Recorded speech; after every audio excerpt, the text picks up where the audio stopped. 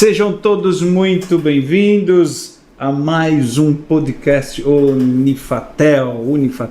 Que alegria, que satisfação estar com você, que a doce paz do Senhor Jesus esteja na sua vida, que alegria juntos para mais uma viagem bíblica. Eu quero te convidar a junto conosco. Você está pronto para mais uma viagem bíblica?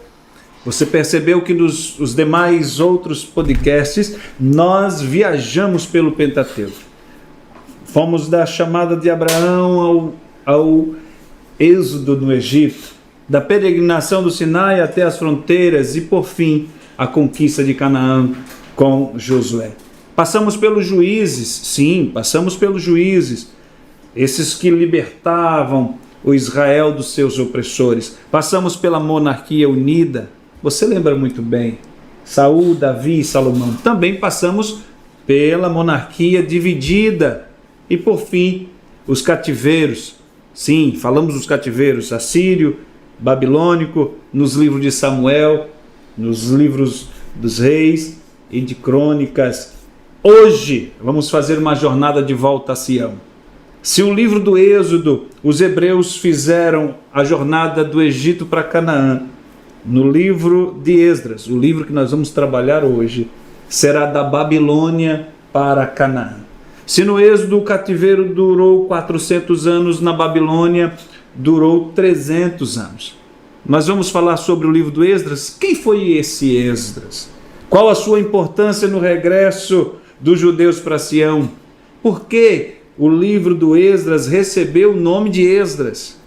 Afinal, quem foi este homem? Você quer saber? Então fique conosco até o final desse podcast. Estas dúvidas e tantas outras serão respondidas com a ajuda, mais uma vez, do professor Givanildo Tavares, que eu já o chamo para participar conosco. Seja bem-vindo, professor Givanildo Tavares. Muito obrigado, Josimar Deoclésio. É um prazer, uma alegria estarmos juntos nessa tarde, fazendo parte de mais um podcast nesse novo horário. Sim. Né? Então é um prazer estar com você. Muito obrigado por sua participação aqui conosco. É sempre uma alegria. E hoje, nesse livro, como você falou, o regresso para Canaã, o retorno para Sião. Quanta coisa boa para meditar. Né? É uma viagem extraordinária. E você percebe que nos demais outros podcasts a viagem é prazerosa. E com certeza essa tarde promete muito. Professor Givanildo Tavares, como sempre, preparado. Temos muitas perguntas, professor. E vamos que vamos. Vamos lá. Pronto para a viagem? Estou tentando. Pelo menos a bagagem está pronta. A bagagem está pronta, ótimo. Não sei se o peregrino está pronto. Muito bem. Então você que tem posse da Bíblia Sagrada, o livro é o livro de Esdras, tá bom? O livro de Esdras, por favor. Antes de nós começarmos, porque são várias perguntas e a gente quer adiantar mesmo. Hoje, você que ainda não é inscrito no canal, por favor, se inscreva neste canal.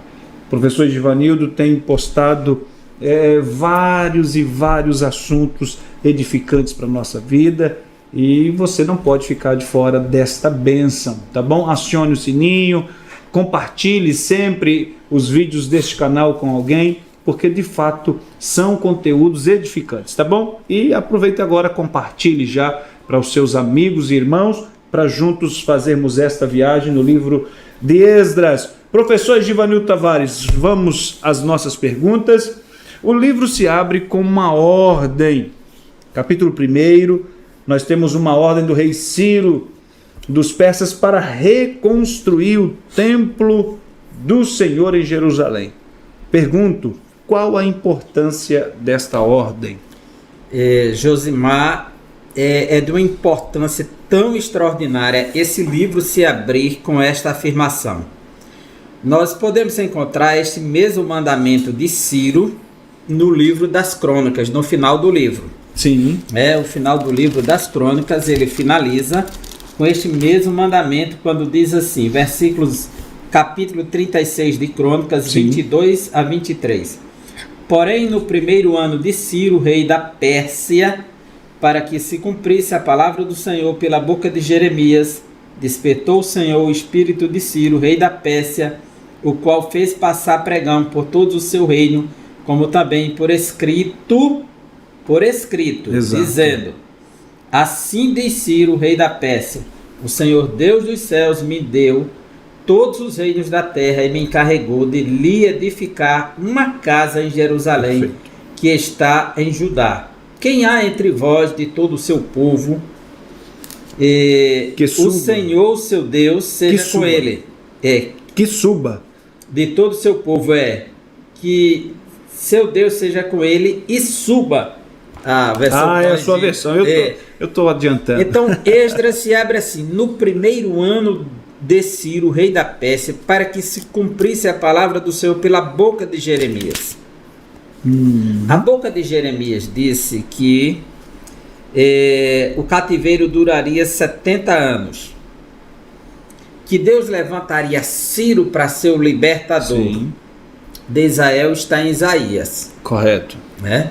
Mas qual a importância disso aqui? É que esse evento ele está registrado tanto no livro das Crônicas, segundo o livro das Crônicas, quanto está registrado no livro de Esdras, duas vezes.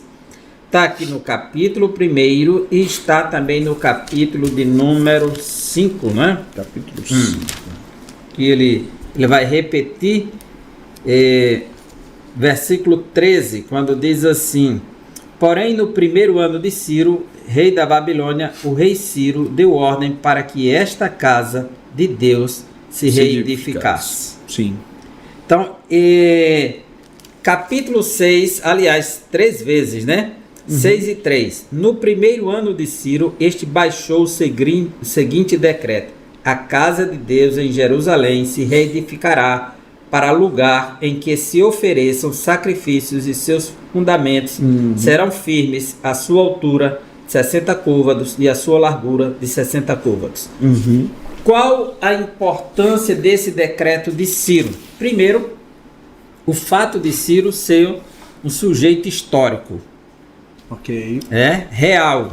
Ninguém pode ler a história do Império Medo-Persa sem ver a história de Ciro o Grande. E a Bíblia anuncia o nascimento de Ciro no livro do profeta Isaías. Deus lhe escolhe chama ele de pastor. Sim. Vai entregar ele à Babilônia e de fato ele conquista a Babilônia. Ciro primeiro conquista os Medos. Ele é da Pérsia. Sim. Os Medos, para não serem destruídos pelos persas, fazem uma aliança, como um acordo Sim. de somar o exército e avançar nas conquistas. E a figura de Ciro aparece dando um basta no cativeiro babilônico, né? Os historiadores extra-bíblicos, tanto Flávio José como Heródoto e muitos historiadores antigos, narraram como ele conquistou a Babilônia, desviando o curso do rio Eufrates e conquistando. Sim. E o profeta Daniel, antes de dar mais uma pincelada aqui. É uma viagem. O profeta Daniel, ele diz isso para nós no capítulo 1, versículo 21. E Daniel permaneceu até ao primeiro ano do rei Ciro. Então Daniel chegou a conviver com Esdras. Não sabemos se ele conheceu. Sim. Né? Entendi. Mas o texto fica claro que Daniel está vivo até o primeiro ano do rei Ciro. Sim. E quando sai esse decreto. Okay. Embora que o Esdras que vamos estar falando aqui, ele e mais uma vez Daniel vai citar Ciro. Deixa-me ver aqui, capítulo 8, 9, Assuero dos Medos. Eu estou equivocado, né? Capítulo 10. No terceiro ano de Ciro, rei da Pérsia. Daniel 10 e 1. 10 então, e 1. Ciro, ele tanto é citado pelas escrituras quanto os textos. Mas essa abertura do livro de Esdras, que é dito que foi um escrito de Ciro que ele ordenou. É um decreto. E ele é citado 3 vezes dentro do livro de Esdras. E historicamente, em 1875, os homens estavam cavando na região mesopotâmica e encontraram o cilindro de Ciro, uma pequena peça de argila escrita em aramaico antigo, que era a língua persa. Essa ordem para que todos os povos que tinham sido conquistados pela Babilônia retornassem e construíssem a casa do seu Deus. Do próprio Ciro. Esse documento foi achado. Não é só uma citação de um texto aqui das Escrituras. Foi encontrado e esse cilindro está no Museu da Inglaterra hoje. Muito bem. No Museu Britânico. Então é um fato importante. Sim. Agora eu estou equivocado se está no Museu Britânico ou se é o Museu do Louvre. É o Britânico. Está lá o cilindro de Ciro. Então a importância dessa informação, tanto histórica quanto teológica, porque aquilo que foi profetizado está se cumprindo. Há um cumprimento profético aqui que Ciro viria para libertar Israel, e de fato, e a ideia de ele ordenar que volte para construir, se ele não é um Deus, ele não é um rei, que tem uma fé no único Deus, ele é pagão, tem muitos deuses, né? E por que ele dá uma ordem para construir o templo do Deus de Israel? Embora a Escritura ela registre para nós a experiência judaica, como Deus está conduzindo a história, o decreto de Ciro envolvia outros povos e outras religiões. Era algo particular dele, professor? Ou era Ciro, costume de fato do... Não era um costume dos outros povos fazerem isso. Ciro tinha um espírito assim, cosmopolita, e ele queria também uma visão que ele tinha de receber as bênçãos dos deuses das nações. Porque muitas vezes havia aquelas crenças que se você se apropria de um objeto, de uma outra religião, de um outro deus, você não recebe a bênção dele, você recebe a maldição. Nós temos um caso clássico no livro de Atos dos Apóstolos, que é o altar ao Deus desconhecido. E aquele altar foi feito por conta de uma praga que caiu sobre Atenas. E ninguém sabia como resolver, fizeram oferenda a todos os deuses e receberam a orientação de um sábio de fazer um altar a um Deus desconhecido para cessar a praga. Que eles não sabiam que era alguma injustiça que um rei anterior teria cometido contra outro povo. E aí, como sanar essa injustiça, a ira desse Deus, que era essa praga? Então, por tudo havia sempre uma crença. Então, Ciro, ele quer a bênção, ele não quer a maldição dos deuses. Nisso, ele cumpre uma profecia sem saber. Muito bom. Extraordinário. Muito bom. Professor, o senhor já deu essa palhinha, mas eu pergunto, qual o contexto histórico do livro de Esdras? O livro de Esdras, ele tem um contexto muito importante, porque ele se dá dentro do período, como já fica muito claro, do Império Medo-Persa. Do poderio persa, que é o Império Mundial. Então ele está dentro desse contexto do Império Mundial, os persas. E nesse momento, que é o momento do regresso de Judá, dos judeus para Sião, para Jerusalém, para Canaã, para a terra prometida, eles estão ainda na Pérsia e na Babilônia, estão espalhados naquela região da Mesopotâmica, na área Trans-Eufrates, e hoje o Irã, o Iraque atual, eles estavam espalhados naquela região e agora recebem a ordem de voltar. E esse é um contexto de domínio de um império poderoso, que deu um baixa, estancou o Império Babilônico, né? O Império Babilônico, que foi inaugurado por Nabopolassar, passou para Nabucodonosor, depois viu Merodach, e aí teve mais dois para chegar em Nabonido e Belsazar.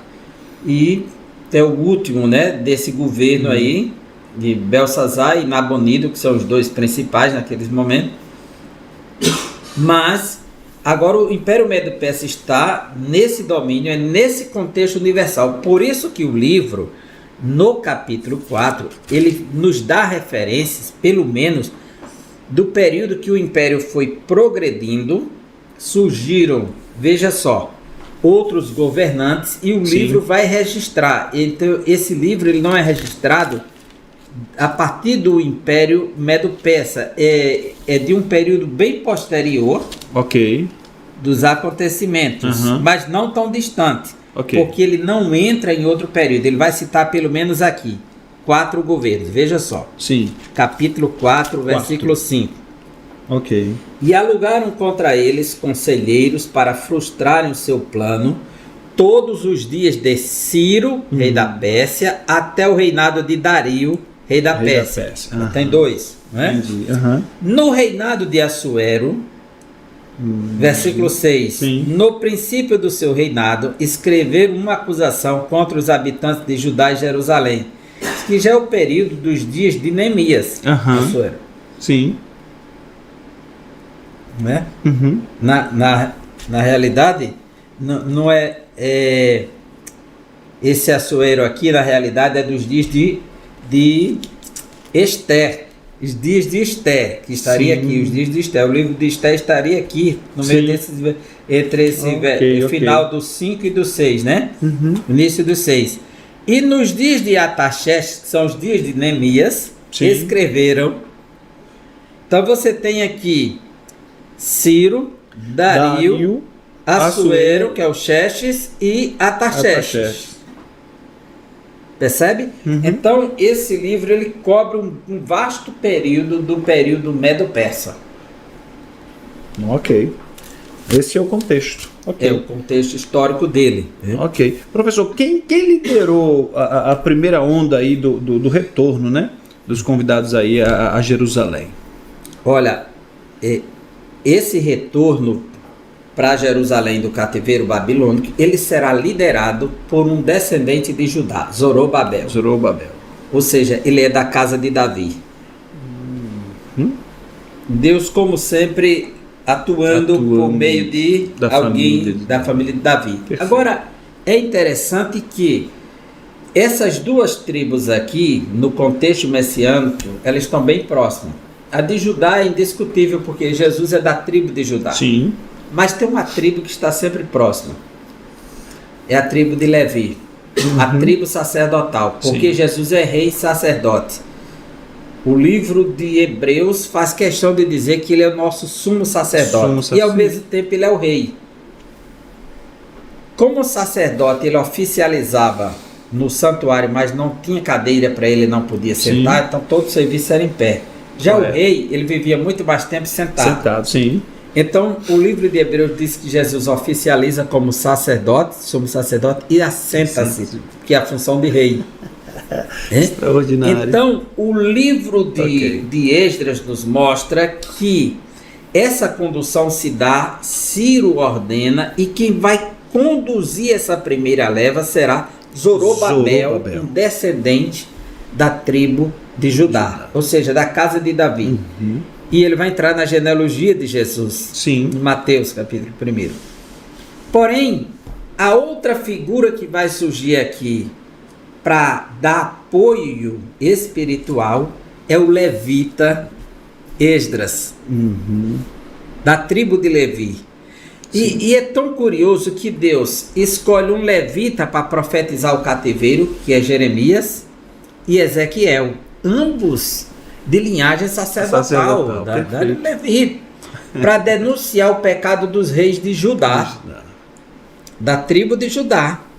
Então Deus está atuando com essas duas tribos o tempo todo.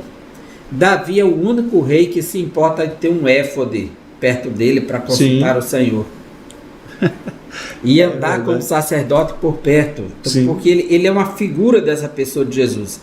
E o livro de Esdras faz questão de identificar essas duas tribos. Ele vai citar a tribo de Benjamim também. Né?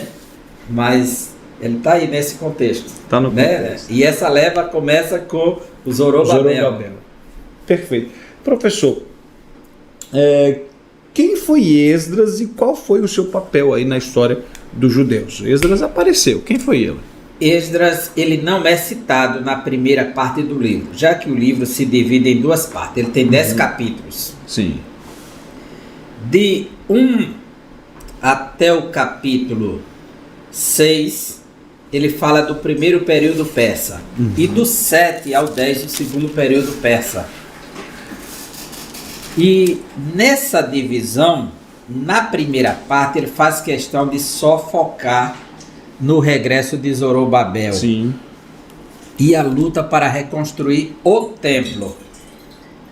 O templo. Ele chega a fazer uma digressão, que é um afastamento no seu pensamento, e adicionar elementos dos dias de Artaxerxes, que é a reconstrução de Jerusalém, que é citada dentro desse livro, que a gente vai ler isso no livro de Neemias. Sim. Esse conflito. Então ele chega a fazer uma citação do que acontece, a resistência, foi embargada também, foi embargada a construção do templo, mas também tentaram boicotar a construção dos muros de Jerusalém. Sim. E ele chega a citar aqui, no capítulo 4 desse livro. Mas Esdras só vai citar a sua pessoa a partir do capítulo 7 em diante, que é a segunda parte do livro. Ou seja, eu tenho 3 capítulos agora onde Esdras entra em ação no processo. Mas antes ele está dando ênfase mais naquilo que é mais importante, a reconstrução do templo. Ou seja, a casa de Deus, a morada de Deus, é o foco, é o objetivo, é o ponto mais importante, e a luta que houve de resistência. Embargaram essa construção por 14 anos, como Deus levantou profetas para apoiar. E então no capítulo 7 começa dizendo assim, a primeira vez que ele vai citar o nome dele. E passadas estas coisas, no reinado de Artaxerxes, já não é de Ciro, já não é de Dario, é dos dias de Artaxerxes, que é os dias de Neemias. Ok. 458 começa isso aqui, Neemias chega em 445, em 458. Interessante. Estas coisas no reinado de Artaxerxes, rei da Pérsia, Esdras, filho de Seraías, filho de Azarias, filho de Ilquias. Aí na proporção que ele vai dizendo que ele é filho, aí ele vai dizer assim, em versículo 5 aí ele vai terminar, filho de Eleazar, filho de Arão, o sumo sacerdote. Isso, era esse versículo, é da sumo sacerdote. Ele é da tribo de Levi.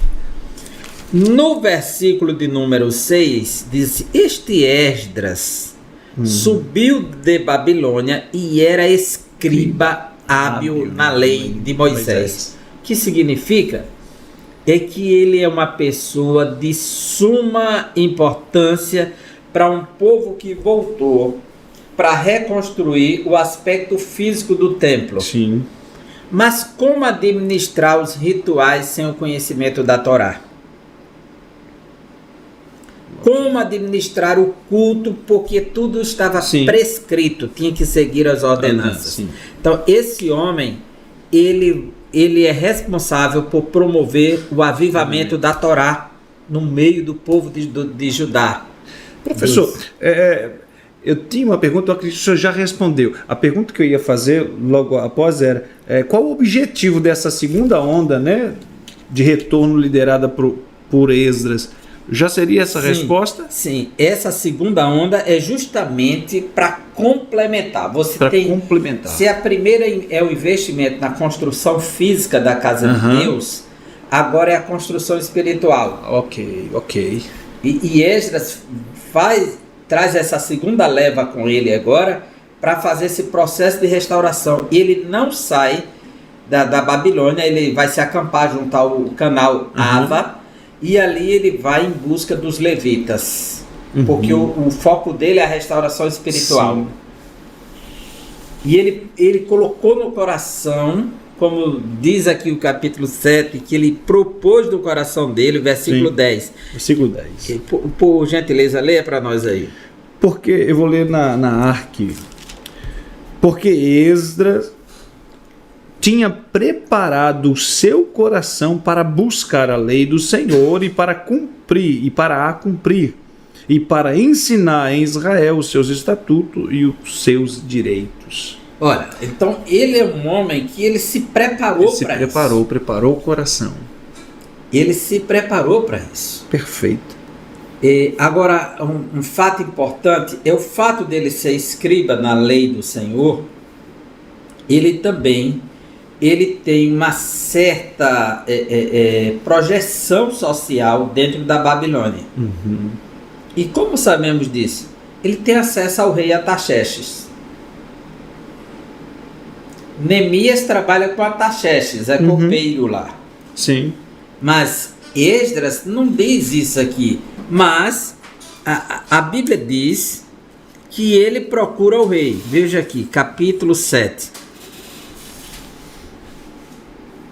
Capítulo 7. Capítulo 7, os porteiros chegou no primeiro ano, tinha preparado, versículo 11, essa é a carta de Artaxerxes. Versículo 12. Artaxerxes, rei dos reis, ao sacerdote Esdras, escriba da lei do Deus do céu, paz perfeita em tal tempo, por mim se decreta que no meu reino é perfeito. Então ele recebe a atenção do rei. Recebe. Então ele deve ser, talvez a posição de escriba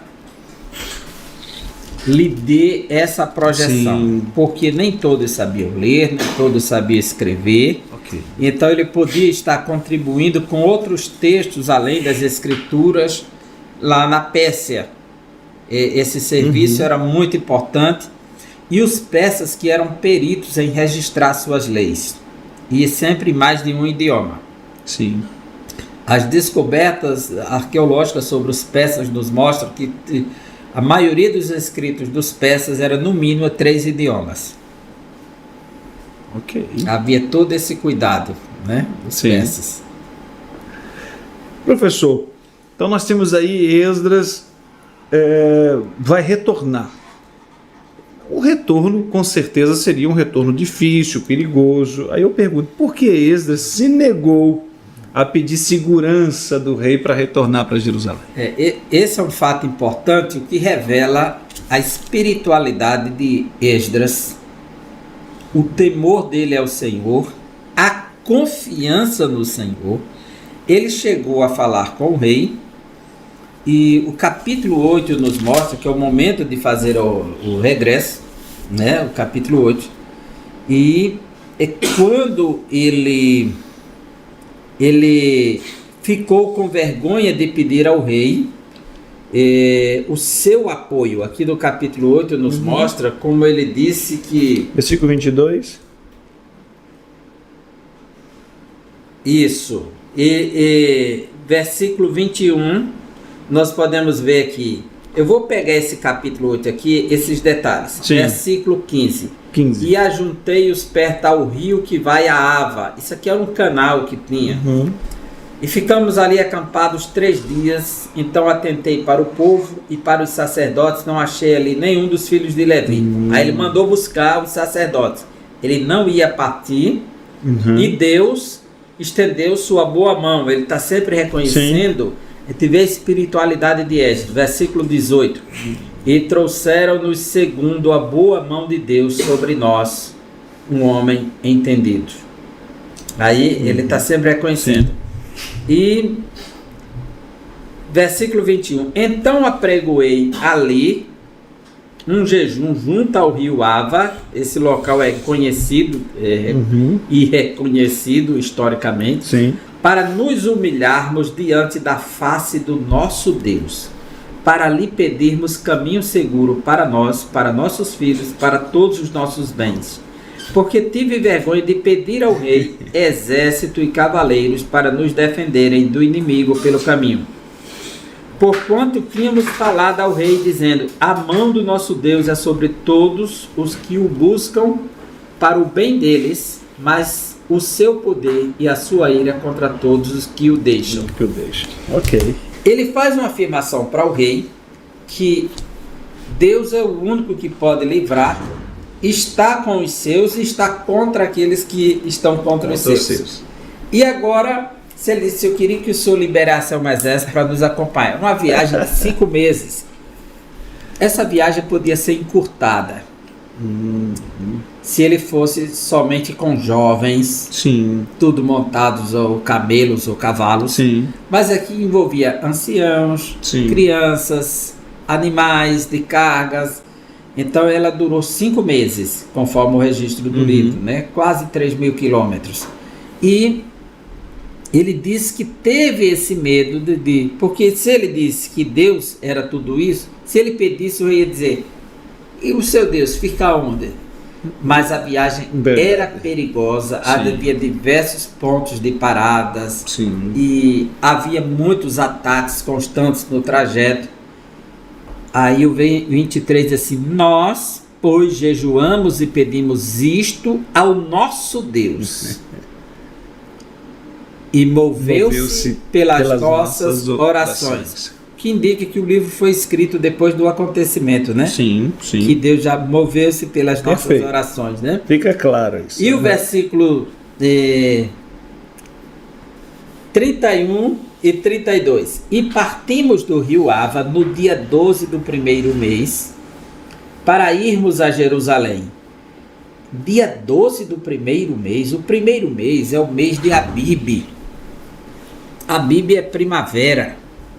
É o mês das espigas. Foi o mês que Israel saiu do Egito. Sim. Então é um evento pascual mais uma vez. Sim, sim.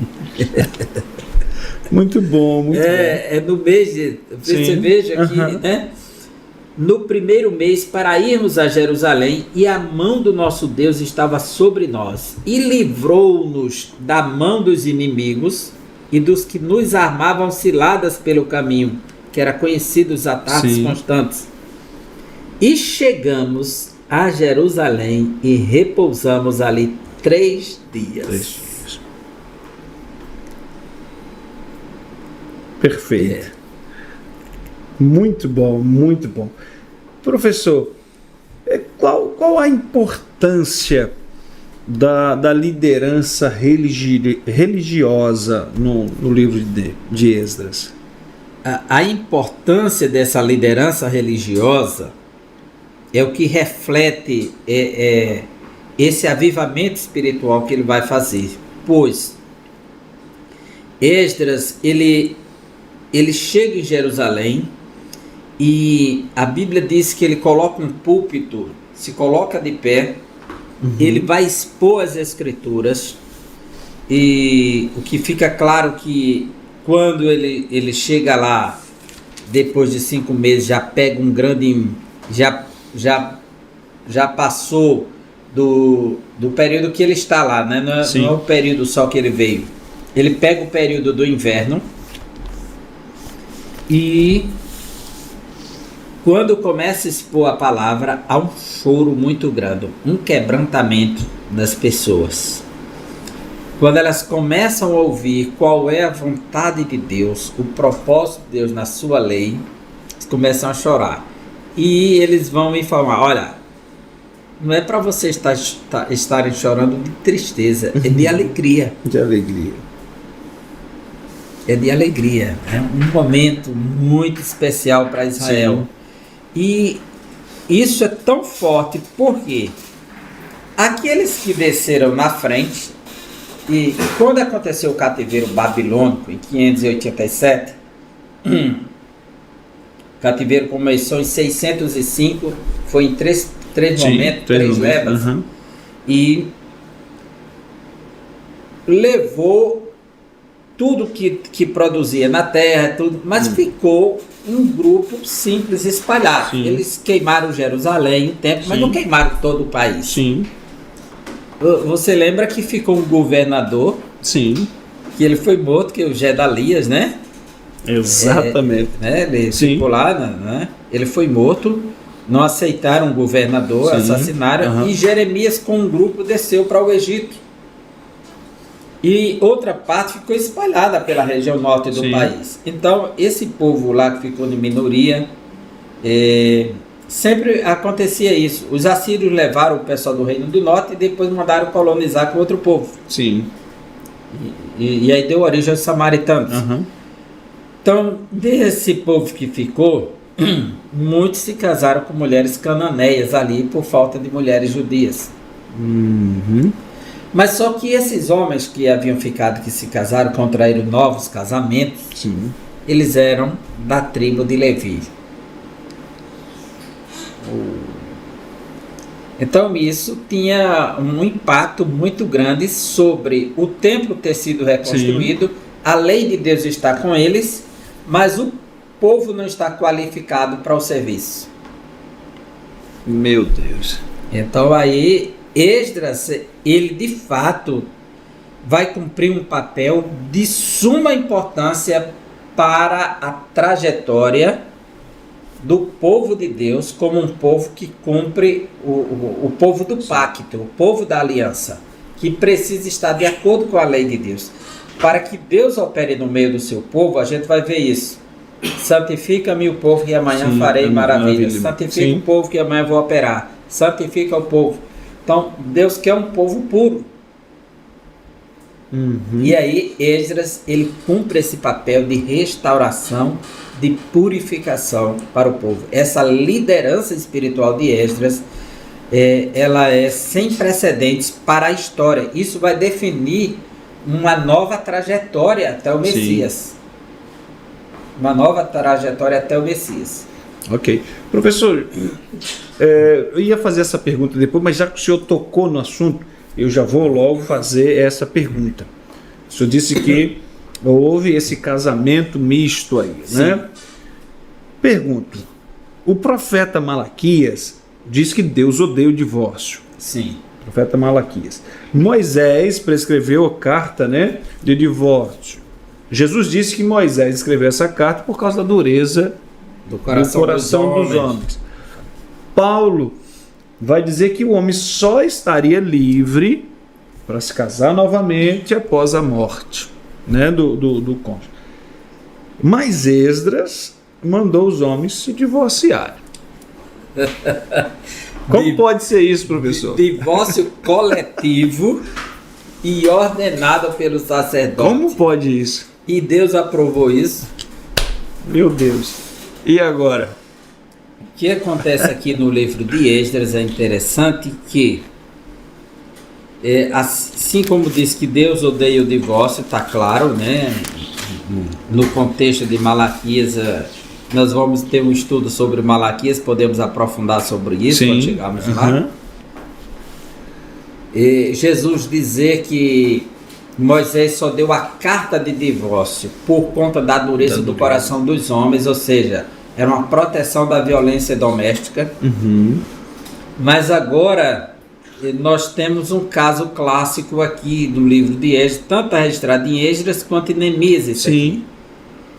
É que Esdras, como ele propôs no seu coração, capítulo 7, mais uma vez, versículo 10. Esdras tinha preparado o seu coração para buscar a lei do Senhor. Essa é uma busca pelo que Deus diz, o que está escrito, o que está prescrito, que é para ser obedecido, e para cumpri-la e para ensinar a Israel os seus estatutos e os seus juízos. Que antes da carta de divórcio, antes de se falar em qualquer tipo, existe uma lei que é anterior a todas essas, que é a lei de não casar com os pagãos.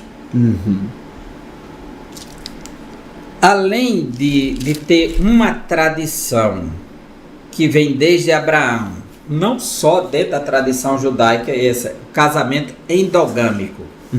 Endogamia é o casamento entre parentes. Ok. Em é para dentro, endó, para o meio, e gamia, que é casamento, né? Aí vem monogamia, o casamento com o cônjuge, poligamia com várias, né? A endogamia, a exogamia, que é fora de laços sanguíneos, Sim. parentesco, família. Então, só se casava antigamente no grau parentesco. Era o casamento endogâmico.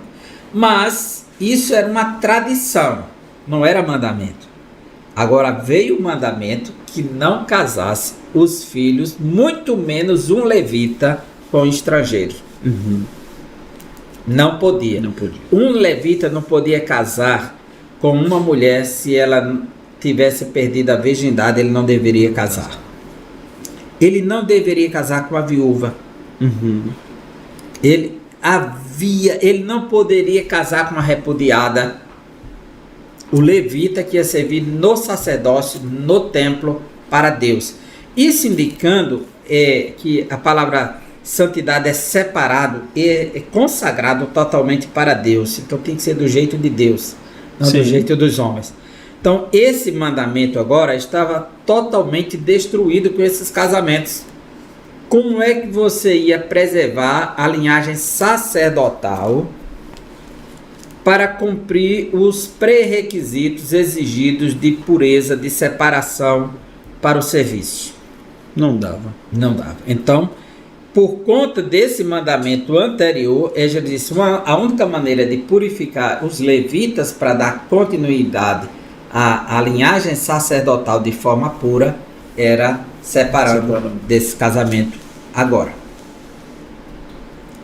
Porque talvez com o cativeiro morreram muitos levitas. Sim. E para dar continuidade, que nem todo levita podia ser sacerdote. Sim. Tinha que estar na casa de Arão. E aí essa é a preocupação de Esdras. E quando esse mandamento aqui, esse divórcio aqui, é porque você tem que fazer escolhas. Quando o mandamento conflita com o outro, você tem que fazer escolha por aquilo que é maior. Sim. Por exemplo, Jesus trouxe isso à luz para os judeus em relação ao sábado. Eles queriam apedrejar Jesus porque ele operou um milagre no dia de sábado. Está lá em João capítulo 7, isso aqui. E Jesus disse: vocês querem me apedrejar porque eu operei no dia de sábado, eu fiz uma maravilha, né?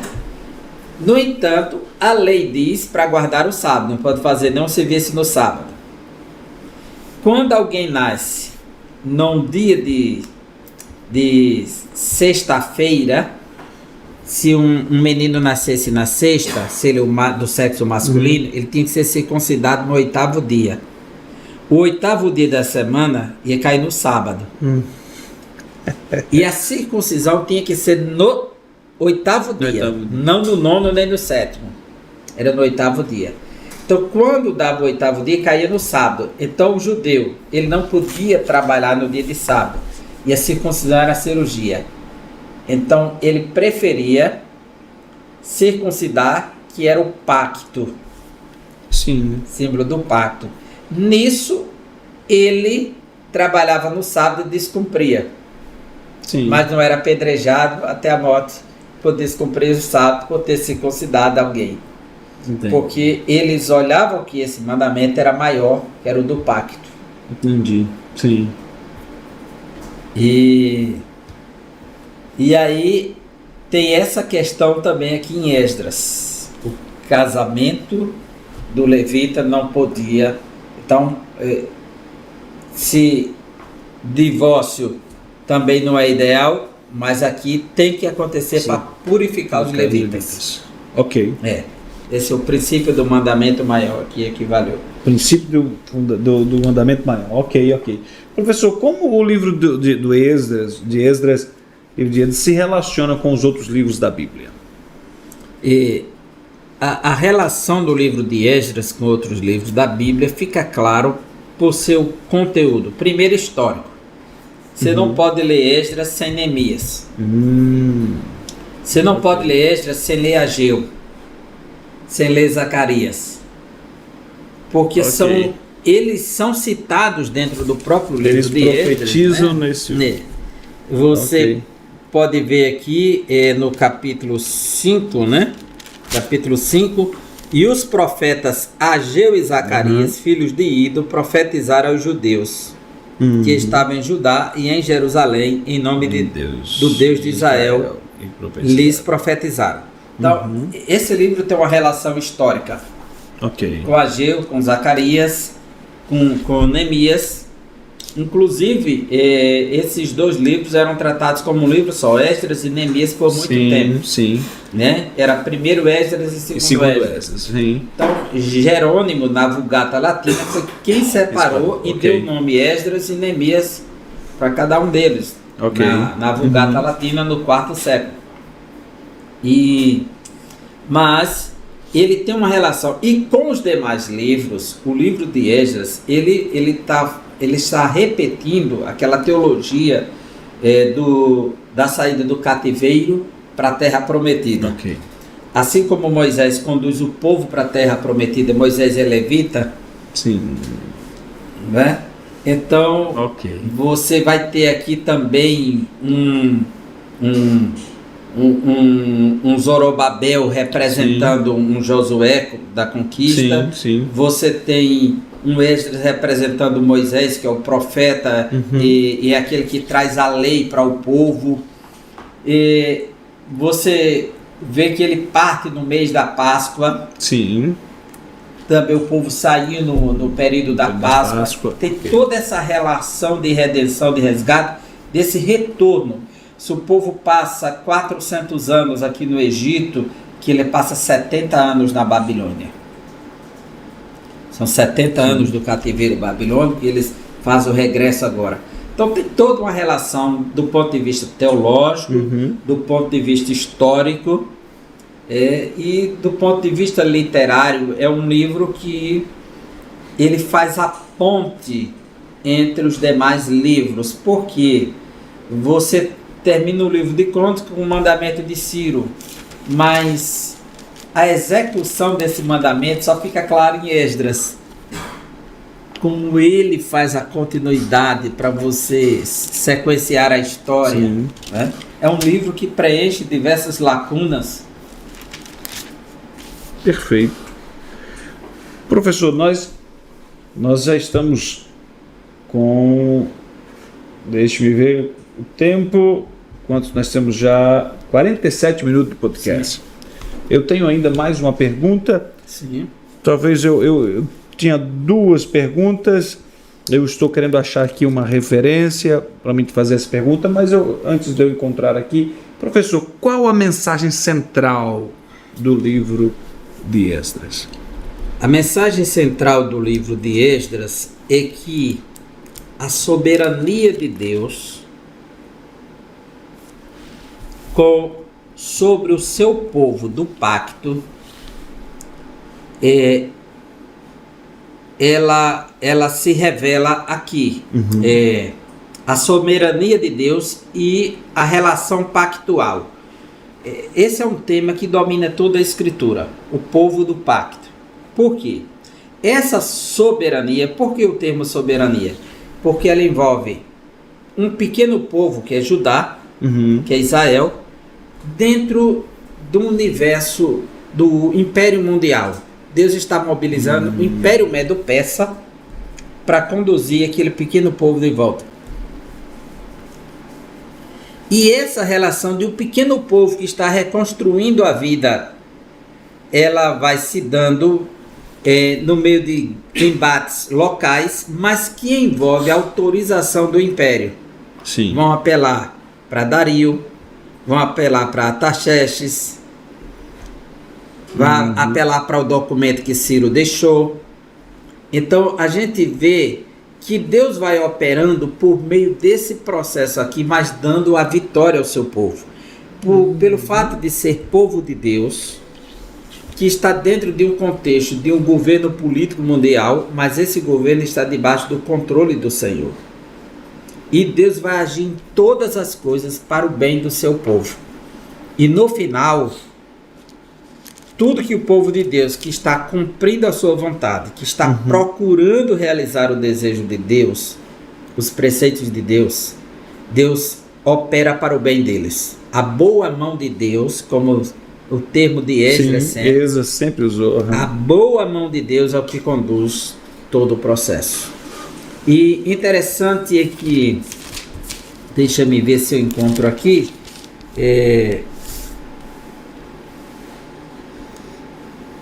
essa expressão, ela também estaria dentro do livro de Neemias, porque é o mesmo autor.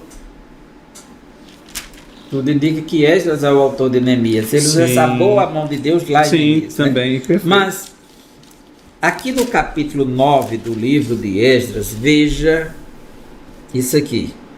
Esdras, a partir do versículo 5, ele faz o sacrifício, perto do sacrifício da tarde, ele veste a sua roupa, se coloca de joelhos, versículo 5, né? Se coloca de joelhos e começa uma oração contando toda a história do povo de Israel, por onde passou, desde o princípio, né?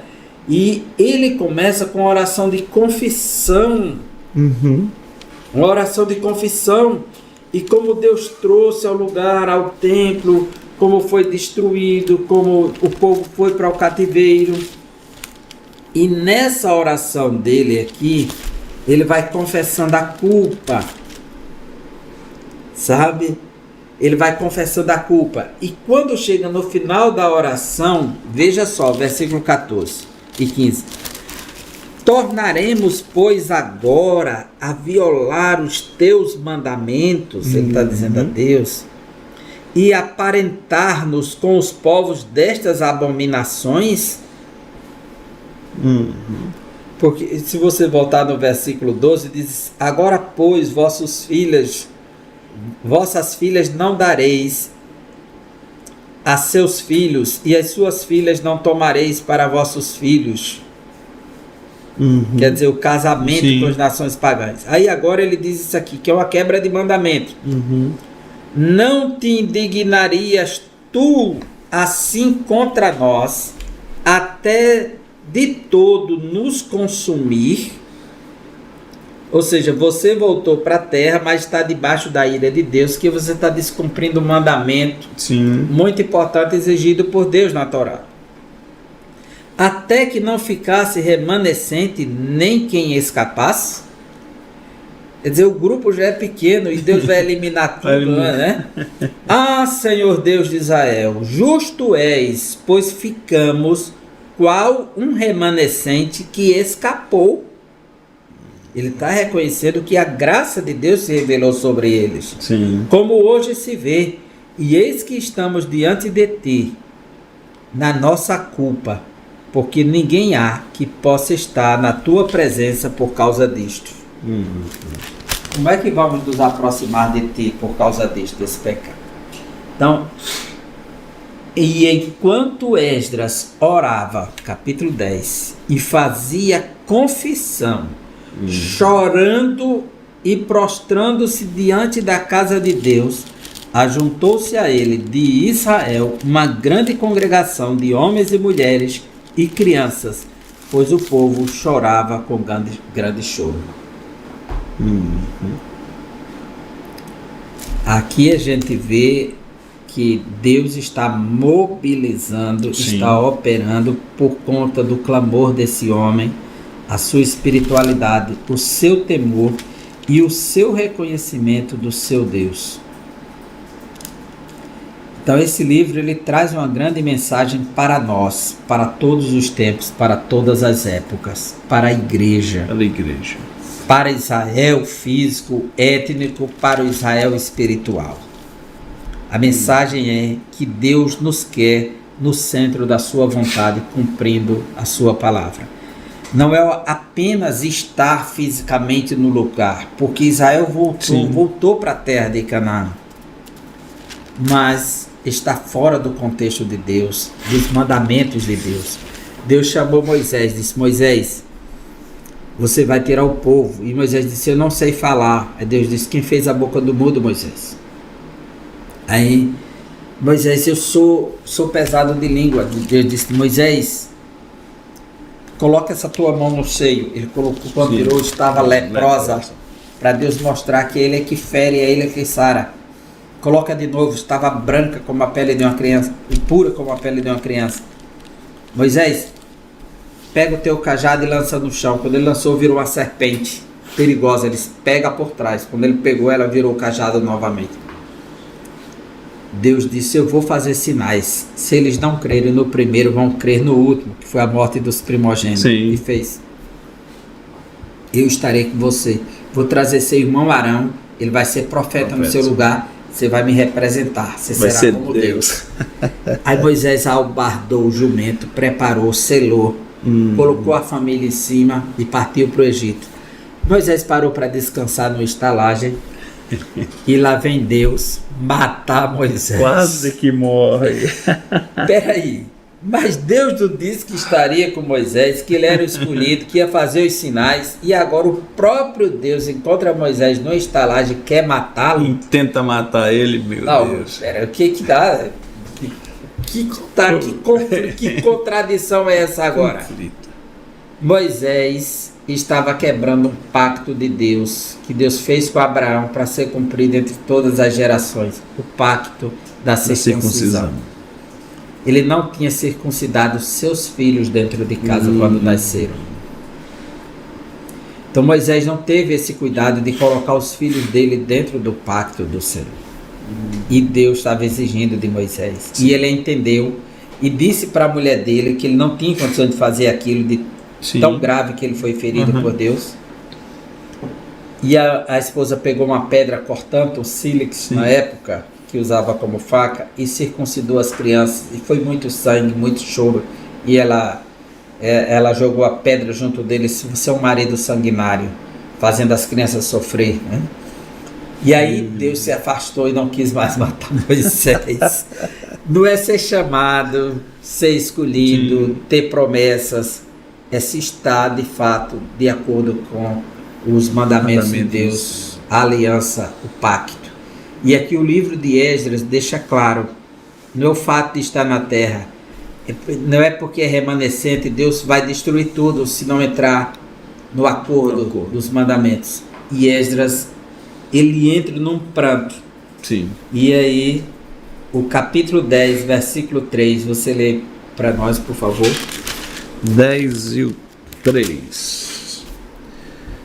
Agora, pois, façamos concerto com nosso Deus, de que despediremos todas as mulheres e tudo que é nascido delas, conforme o conselho do Senhor, e dos que tremem no mandato do nosso Deus, e façam conforme a lei.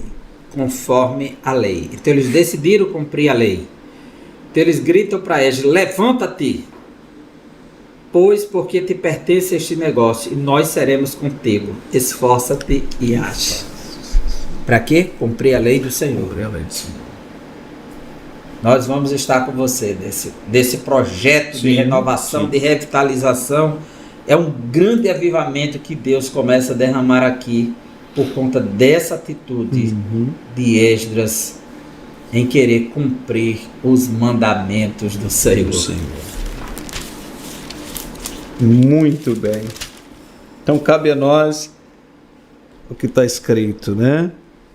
Esdras preparou o seu coração. Cabe a nós também essa luta, né, para preparar o nosso coração. Se o livro se abre com o mandamento de Ciro para cumprir, de reconstruir a casa de Deus, ele se fecha com o cumprimento de um mandamento que está na aliança. Façamos uma aliança de cumprir esses mandamentos. Sim. E a afirmação no último versículo é que foi executado, que é justamente a liberação dessas mulheres estrangeiras. A lista foi grande, né?